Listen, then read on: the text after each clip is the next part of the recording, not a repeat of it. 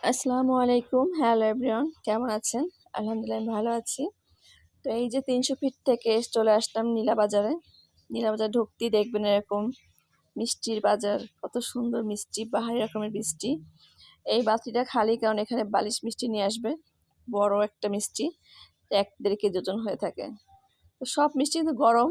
এইমাত্রই সব নামিয়েছে। এটা হচ্ছে গুড়ের সন্দেশ। দেখে খুবই ভালো লাগতেছে আর খুব লোভনীয়। মিষ্টি আমার খুব পছন্দ। তো যারা মিষ্টি লাভার আছেন তারা অবশ্যই নীলাবাজার চলে আসবেন।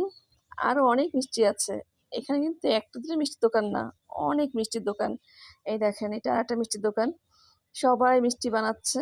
কারণ এখানে সন্ধ্যার পরের থেকে রাত ১২টা ১টা ২টা পর্যন্ত লোক থাকে। আর মিষ্টির দোকানে তো সারারাত চলে। সারারাত মিষ্টি বিক্রি হয় এখানে।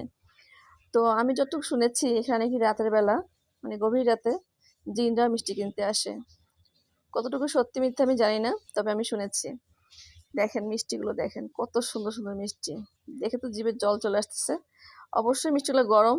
আমি একটু ঠান্ডা হলে মিষ্টিগুলো খাবো। আপনারা চলে আসবেন এখানে মিষ্টিগুলো টেস্ট করতে, বাসায় নেওয়ার জন্য। তো খুবই সুন্দর, ভালো থাকেন।